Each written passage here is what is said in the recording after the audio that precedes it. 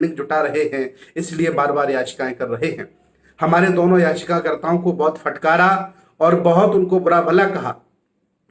Supreme court यहीं तक नहीं रुका। सुप्रीम कोर्ट ने हम लोगों के खिलाफ 1-1 लाख रुपए का जुर्माना लगाया और सीबीआई जांच कराने की मांग की।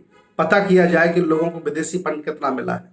विचार करिए, भारत के लोगों, भारत के समतावादी, मानवतावादी, बुद्धवादी, अंबेडकरवादी विचार करिए कि भारतीय संविधान का तीसरा स्तंभ होता है न्यायपालिका, और न्यायपालिका एविडेंस नहीं देख रहा है, अवशेष नहीं देख रहा है, कार्बन रेटिंग नहीं करा रहा है, हिस्ट्री का कोई ज्ञान नहीं, उसे साहित्य नहीं पढ़ रहा है, और मनमाने तरीके से हम लोगों के हकों को, हमारे अधिकारों को, हमारे मान सम्मान को कुचल रहा है।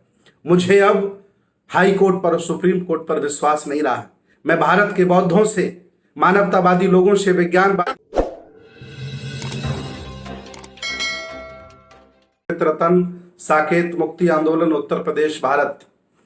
जैसा कि आप सभी लोग जानते हैं, जब से विरासत की लड़ाई भारत में शुरू हुई, पूरे देश भारत के बौद्ध, अंबेडकरवादी, सामाजिक लोग अपने हकों की रक्षा के लिए आगे आए और उन्होंने धरना प्रदर्शन के माध्यम से, भूख हड़ताल के माध्यम से, ज्ञापन देने के माध्यम से संघर्ष किया। हम लोग इतना ही नहीं रुके, हम लोग भारतीय संविधान का जो तीसरा स्तंभ है न्यायपालिका, उसके तहत हम लोग हाई कोर्ट गए। हाई कोर्ट में हमें डिसमिस कर दिया गया, खारिज कर दिया गया। आज की वो तिथि है। आज सुप्रीम कोर्ट में 2-2 याचिकाएं हमारी सुनवाई पर लगी थी। Doctor Ambedkar Bodhikunj foundation Munger Bihar, the Buddhist society of India Maharashtra Bihar, ये सारी याचिकाएं आज सुनवाई पर लगी थी।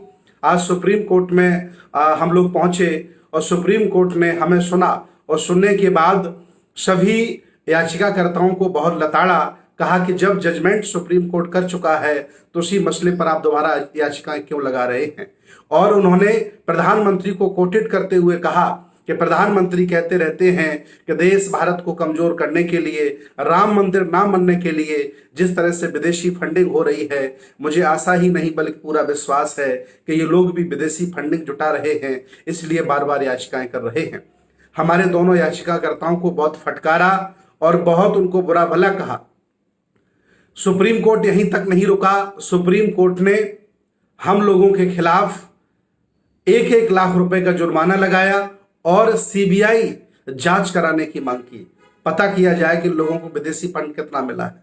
विचार करिए, भारत के लोगों, भारत के समतावादी, मानवतावादी, बुद्धवादी, अंबेडकरवादी विचार करिए कि भारतीय संविधान का तीसरा स्तंभ होता है न्यायपालिका, और न्यायपालिका एविडेंस नहीं देख रहा है, अवशेष नहीं देख रहा है, कार्बन रेटिंग नहीं करा रहा है, हिस्ट्री का कोई ज्ञान नहीं, उसे साहित्य नहीं पढ़ रहा है, और मनमाने तरीके से हम लोगों के हकों को, हमारे अधिकारों को, हमारे मान सम्मान को कुचल रहा है।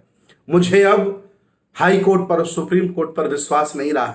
मैं भारत के बौद्धों से, मानवतावादी लोगों से, विज्ञानवादी लोगों से, तर्कवादी लोगों से आह्वान करता हूं कि अब आप सुप्रीम कोर्ट, हाई कोर्ट के चक्कर में ना पड़े, आप सीधे जनता की अदालत में पहुंचे, और जनता की अदालत ही इनकी मति को ठिकाने लगा सकती है। हम सब लोग आहत हैं, बहुत दुखी हैं कि आज सुप्रीम कोर्ट ने हम बौद्धों की कोई नहीं सुनी, एक भी नहीं मानी। हम लोग बहुत आहत हैं। अब हम लोग निराश नहीं होंगे, हम लोग हिम्मत नहीं खोएंगे, हम लोग अपनी आशा नहीं खोएंगे। हम संविधान के दायरे में इसका विरोध करते रहेंगे। जब भी कभी इतिहास लिखा जाएगा, हम लोगों का नाम कायरों में नहीं, हम लोगों का बहादुरों में लिखा जाएगा।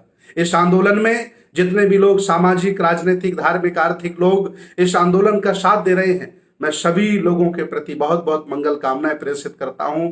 बहुत बहुत शुक्रगुजार हूं कि आप लोग हमारे आह्वान पर हमारे साथ लगे रहते हैं। आज बहुत बुरी खबर है कि आज सुप्रीम कोर्ट ने जुर्माना लगाया है कि आपकी हिम्मत कैसे पड़ी, आप सुप्रीम कोर्ट राम मंदिर के खिलाफ चले आए। इससे बुरा दिन कुछ नहीं हो सकता है। ये लोकतंत्र की हत्या है, ये लोकतंत्र की हत्या है, तानाशाही है। देश तानाशाही और लोकतंत्र की खिलाफत के साथ आगे बढ़ रहा है।